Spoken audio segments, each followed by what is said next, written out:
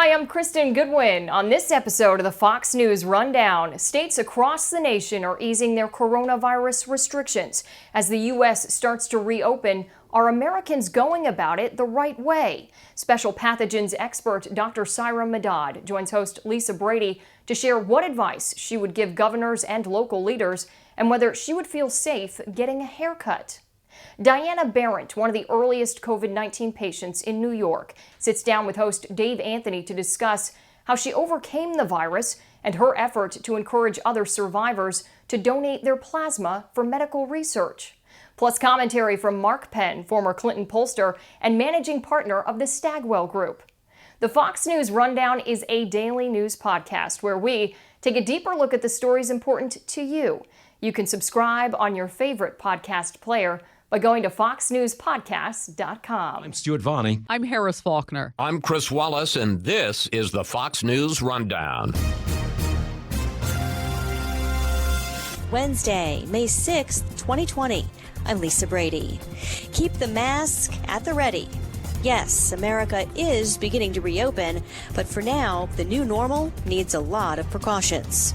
This isn't something that we're going to open up and it's a done deal and COVID-19 is gone.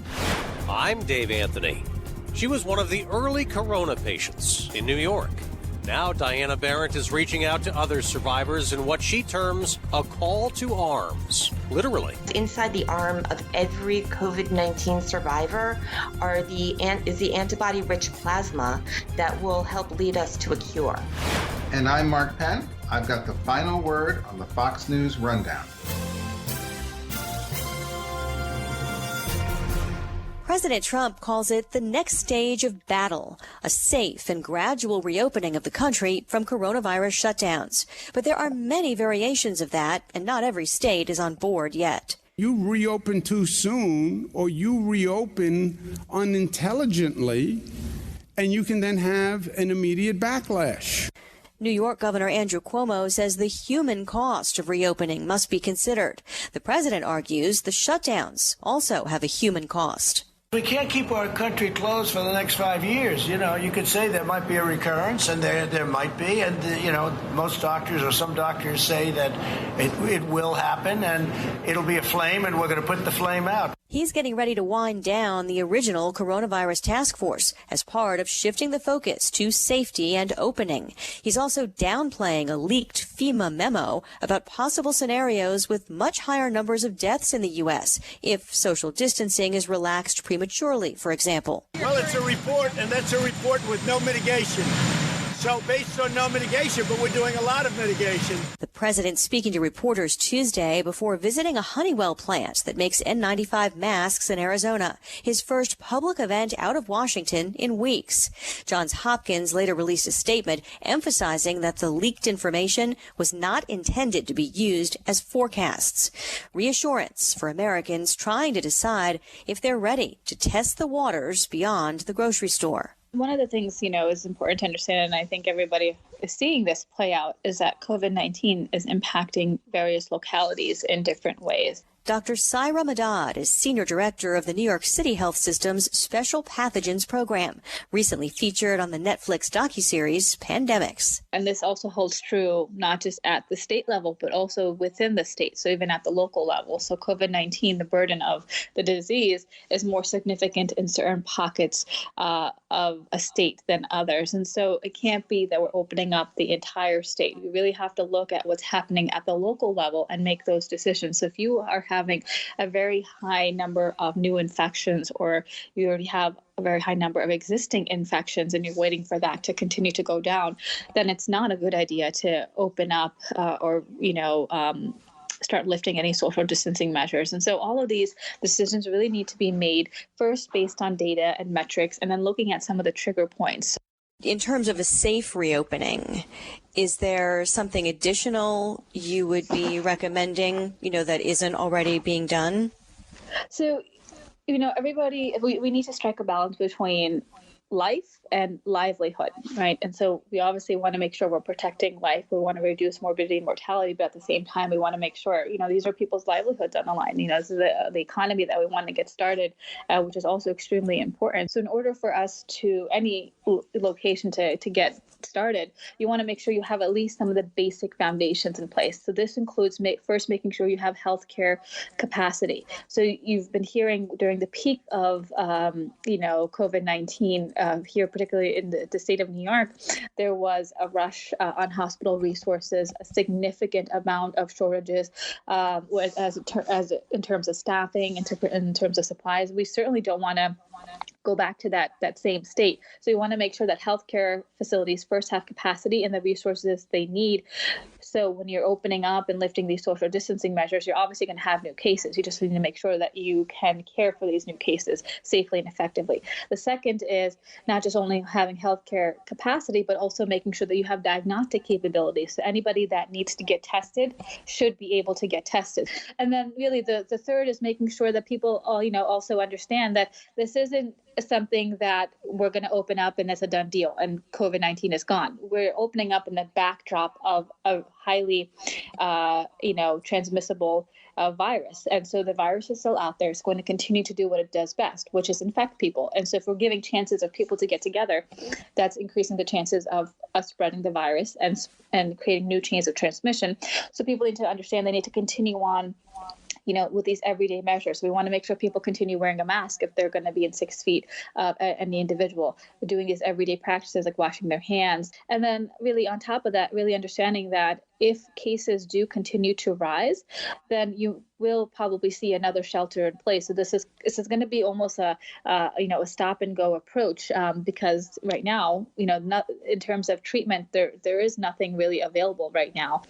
I did want to ask you about testing specifically because an awful lot is riding on testing. It seems to be the basis for a lot of decisions that are made by health officials and elected officials. But even 2 months into this, not all tests are created equal, right? I mean, how concerned are you that maybe some of the tests are still not as accurate as others? First, there are two different buckets of tests. First, there's the antigen test, and the antigen test is looking for if you have the virus currently and if you're infected. The other type of test is the serology test, and the serology test looks to see if you've recovered and if your body has produced antibodies, for example, from COVID-19. So it doesn't look to see if you are currently infected, like the antigen test. It looks to see if you've recovered. So those are the two different types of tests. And certainly, as you mentioned, no two tests are created the same. And that's when we talk about the serology testing, because that's kind of like the big buzzword right now is, serology testing and getting tested for antibodies.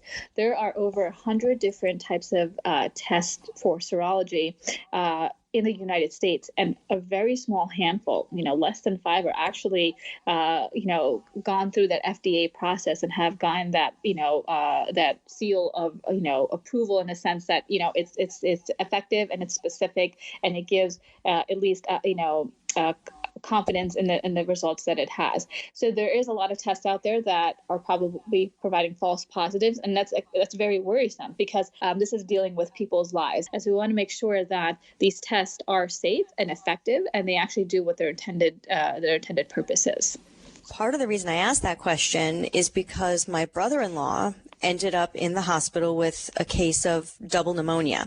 And he had been exposed to COVID-19 at work, and he had a test before he ended up in the hospital, and he was still waiting for those results when he ended up in the hospital. The hospital did their own rapid test that came out negative.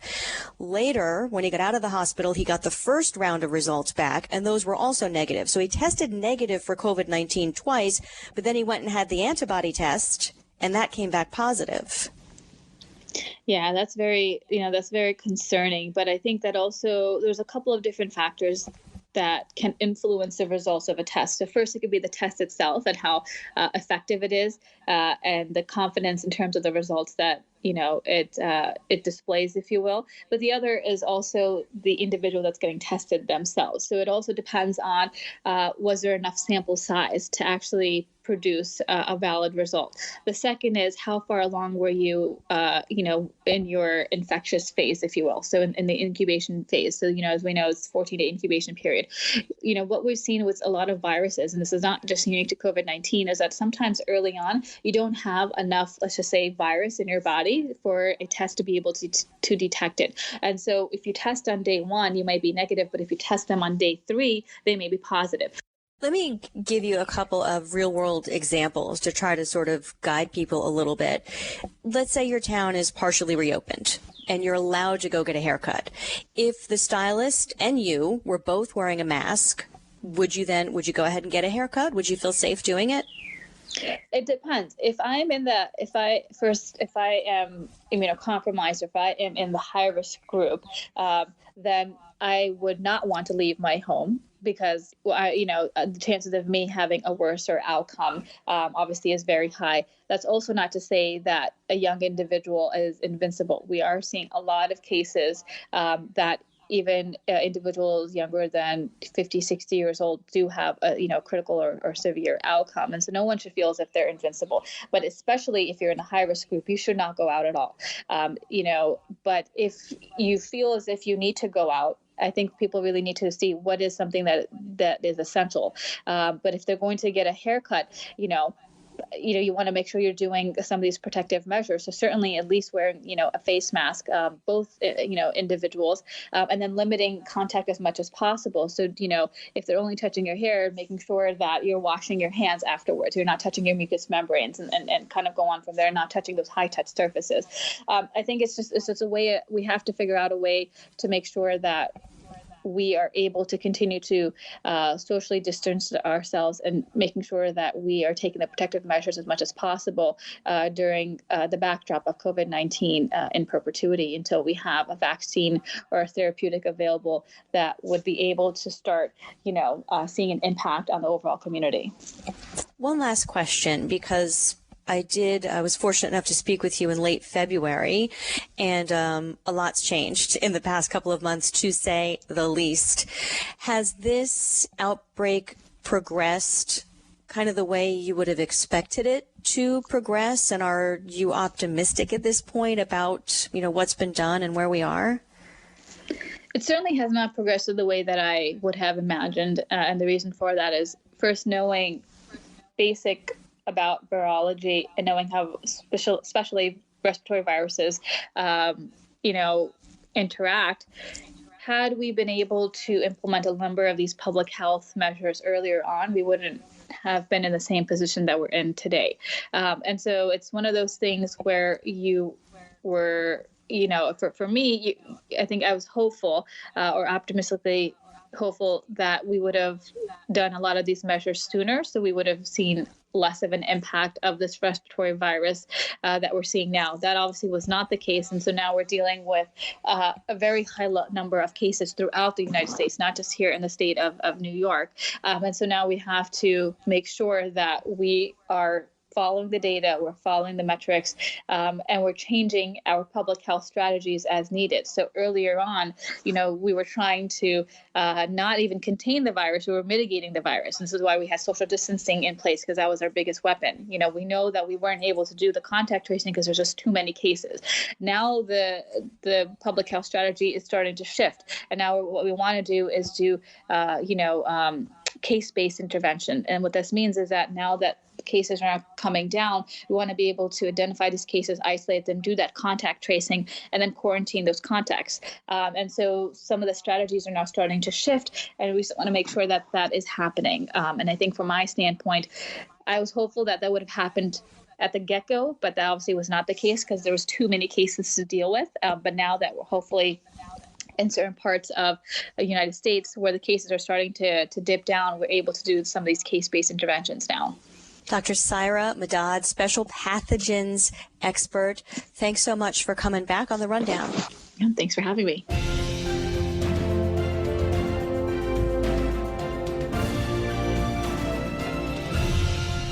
This is Mark Penn with your Fox News commentary coming up. She got sick in early March, just as the coronavirus outbreak was picking up steam in New York. I got a call late this afternoon that I did indeed test positive for COVID-19. That's from a blog Diana Barrett started while she was isolated at home, feeling nauseous, her throat sore, and a massive, unrelenting headache. I've been taking Tylenol pretty constantly. And one thing she said after she tested positive stands out. I was actually relieved at this point because if I'm going to go through all this, I might as well have some immunity at the end, I guess. Well, it's unclear if she or anyone who had the virus is immune from getting it again, but she started a movement. Diana Barrett founded Survivor Corps to band with others who beat the virus to donate plasma from their blood containing antibodies, helping other patients and researchers. I never in a million years thought that I would be the first one in my area to be diagnosed. She had been vigilant, trying not to get the virus. You know, as much as I'm not a germaphobe, I am a bit of a news junkie. And so I had been watching the news coming out of China and out of Italy. And I really saw that this was coming our way. And so for weeks prior to getting sick, before anyone was really paying attention, I was making my children every day when they got home from school strip off all their clothes. Everything went in the hot wash. They had to shower immediately. We had canceled all, routine medical appointments. And we're being generally quite cautious. How did you end up getting the virus? So I was at a meeting on Monday, March 9th, where it turns out that I later found out several of the people who were at that meeting had been at a conference in the previous days in very early March in the city at the Sheraton Hotel where there had been an outbreak, sort of one of these biogen type vortexes of contagion. And so, no one went into the meeting with, intentionally knowing at that point they weren't symptomatic, but everyone at the meeting did get infected. There were only 8 of us, which is under the 10 recommended, which is important to keep in mind. And there were people who I had only met a couple of times before, so it wasn't social. There was no sharing of food or anything else, but everyone did contract it, and one person has since died a couple of weeks ago from COVID. So everybody at that meeting got the virus. Exactly. And nobody was sitting particularly close to one another. As I said, it wasn't social, but that's how contagious this is. Oh, my goodness. And so then you go home, and how long before you start feeling sick? So that was on the evening of the 9th. I woke up on the morning of Friday the 13th, and you can read into that what you want. I'm not a particularly suspicious person before, but maybe now I should be. And there was nothing subtle about it. I had blisters in the back of my throat. I had at least 102 fever, and I had a respiratory infection. I felt like I had an anvil on my chest. Wow. And the first thing I did, and I thank goodness for this every day, is within 15 minutes of waking up with those symptoms, I grabbed my laptop and a couple of other things, and I went into my bedroom, and I stayed in self-isolation. Other than leaving to go get tested, I didn't leave the 4 corners of my bedroom for 18 days. Which brings us back to Diana's blog, including a video diary. I'm still pretty tired. I'm on day 7 of being in complete self-isolation in my bedroom. Miss my kids. And I haven't really been able to eat in a week. See you tomorrow. And while she was alone, she was busy, going back to the days before she was sick, retracing her steps, reaching out to everyone she might have had contact with to alert them they could be at risk. I think that there's an overriding civic duty to make sure that if you are infected, that the infection stops at you. So that you are not responsible for the continued spread. How did you get tested in the end? Because it wasn't easy to get tested back in March. It was not easy to get tested at all. In fact, I ran into this, real sort of catch-22 situation where they refused to test me because I couldn't prove 10 minutes of sustained close exposure to an individual who had tested positive. But at that point, nobody was being tested, and those who had been tested weren't revealing their identity. So it was an impossibility. I ended up writing a letter to my, very local representatives, town council up to the county executive, And I then posted that letter on Facebook that night. I was so frustrated because I couldn't report to my kids' school districts. This was back in, schools were still open, businesses were still open.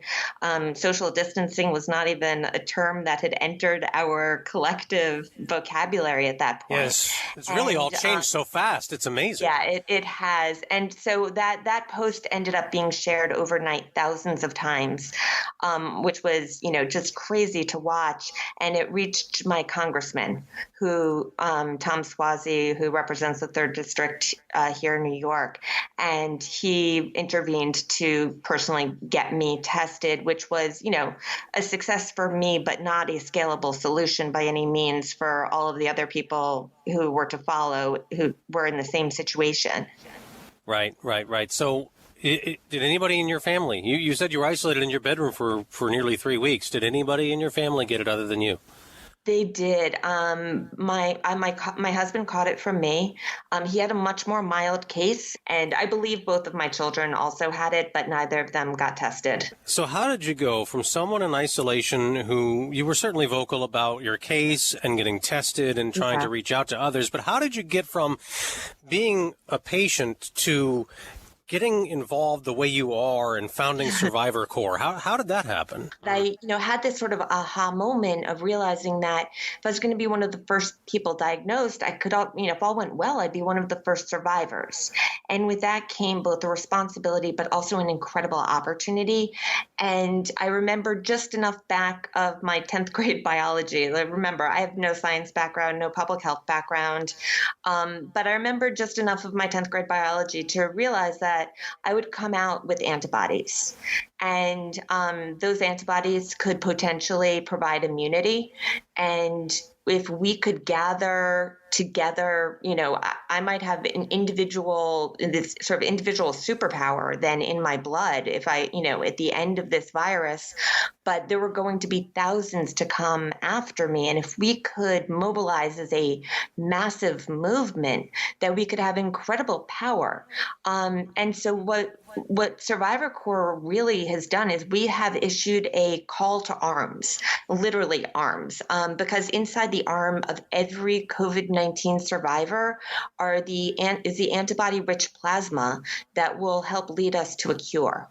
And so we are mobilizing an army of volunteers to go out to donate their plasma, to donate their blood, to participate in every research trial program that is going on from the scientific, medical, and academic community. Diana also posted video of her getting that corona test in an urgent care facility in Port Washington on Long Island outside New York City. Are you currently taking any medications on a daily basis?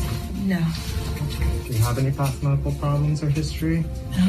Now she posts when she donates the plasma from her blood, helping start a clinical trial at Columbia University, where now there is a 6,000-person waiting list to help other corona patients. The use of convalescent plasma is being, has been around for over 100 years. The Nobel Prize was won in 1901 for its use against diphtheria, and it was used more recently with H1N1, with SARS, with Ebola. It's a time-honored method, but it's not the final stop. This is a stopgap effort to help save lives until we have a vaccine. All right, you were patient number one in the trial that Columbia is doing. What happened? You donated your blood and it went where? So the icing on the cake was finding out that I am blood type AB positive, which for plasma matches means that I'm a universal donor, which is only about 4% of the population. And so as my doctor said, my plasma is like liquid gold because to those patients who have the rarer blood types who are harder to match. So once I got the clearance from Columbia, I went to the New York Blood Center, which is now actually an official partner with Survivor Corps, as is the American Association of Blood Banks and various other blood centers around the country. And Right now, their rules are you can donate every 7 days with a maximum of 8 times in 12 weeks. So I've now donated 4 times. I have a standing weekly appointment. I go every Wednesday. And my first donation went back to Columbia to be used for research. So right now, they just got approval, and their study has started to really figure out how effective convalescent plasma is, and really trying to figure out when it's best used. Right now, it's only been used on a compassionate care basis. So for people who are critically ill at their end of life.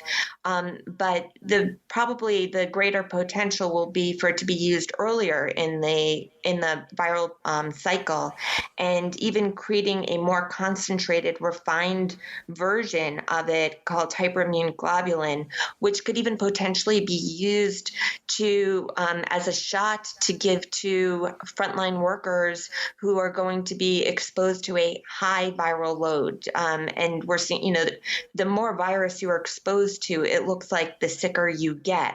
So if we can inoculate those individuals with a boost of antibodies, it could really protect them in the long run. It really has the direct potential to save, as they say, 3 to 4 lives per donation. Giving blood is something a lot of us are familiar with.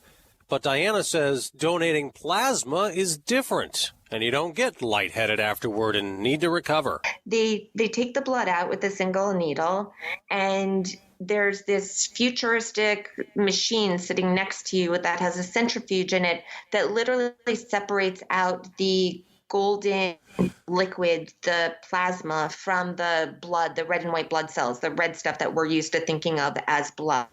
They separate out the plasma, and then they put the blood right back into you.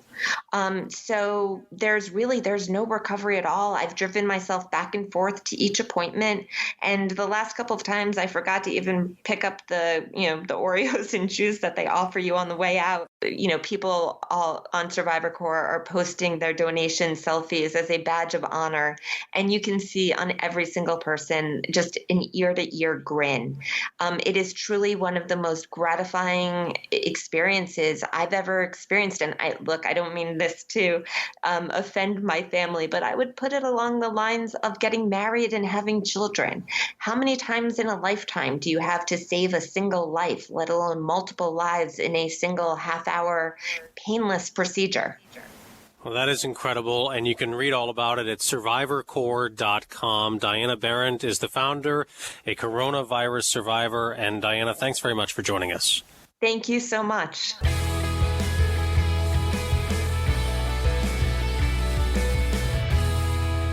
From the Fox News Podcasts Network. Download and listen to Everyone Talks to Liz. Fox Business's Liz Clayman talks with entrepreneurs and executives about inspiring and motivational stories. Subscribe and listen now by going to foxnewspodcasts.com. Rate and review the Fox News Rundown on Apple Podcasts or wherever you listen. It's time for your Fox News commentary. Mark Penn.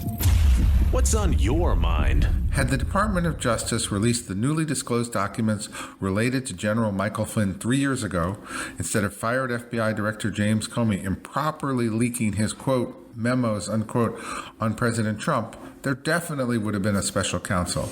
Only it would have been investigating the FBI for gross abuse of power, not the Trump administration. The new documents are in effect the smoking gun, proving that a cabal at the FBI acted above the law and with extreme political bias, targeting people for prosecution rather than investigating crimes. Michael Flynn was targeted for investigation not on the basis of any evidence, but simply because he had contacts with the Russian government, something that I hope would be true of any incoming national security advisor. The new documents reveal that, despite a thorough investigation of Flynn, there was no evidence suggesting he was a Russian agent. One FBI memo just released recommended the closing of the investigation of Flynn on January 4th, 2017, because FBI agents found, quote, no derogatory information, end quote. But then, FBI agent Peter Strzok intervened with the idea that the never-used Logan Act could be invoked against Flynn.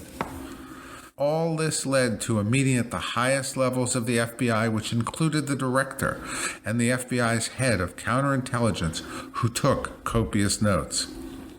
It is in these notes that he reflected the discussion that took place about Flynn, writing truth/admission, or to get him to lie, so that we can prosecute or get him fired, end quote.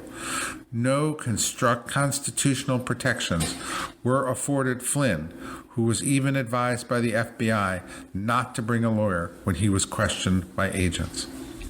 Let's be candid. Flynn had been cleared of being a Russian agent on January 4th, 2017.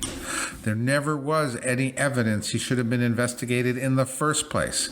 Yet now, because the investigation had not been officially closed, FBI officials cooked up a plan to try to create a crime that did not exist. They unmasked the private conversations of Flynn with the Russian ambassador that contained nothing illegal, so that the only chance to, quote, get Flynn was by setting a perjury trap. Why were they so desperate to get Flynn fired or prosecuted when there was no evidence whatsoever that he committed a crime? Former federal prosecutor Andrew McCarthy suggests they needed to get him out of the way of their investigation. I think it is more likely that they simply wanted to get their targets at all costs and sustain their investigation to bring down the administration. It's all coming out now, but it's way too late. Attorney General William Barr seems to see this all very clearly. But the time to act with tough indictments is truly now, with the release of these explosive documents. The actions in the Flynn case provide the link between the struck page text about, quote, insurance policies against Trump's elections and actions that were indefensible on every level. They show how two of them acted in concert to extend their political prejudices to the department's actions against people who were in no way colluding with Russia. It did not matter to these FBI officials who acted as though they were above the law. They would get their targets and drag the country through years of a meritless investigation and a false political debate. I'm Mark Penn. You've been listening to the Fox News Rundown. Stay up to date by subscribing to this podcast at foxnewspodcasts.com. And for up-to-the-minute news, go to foxnews.com. Love Fox News? Click the subscribe button to get more of the news and opinion you trust, and click the Fox News Rundown playlist for the latest episodes.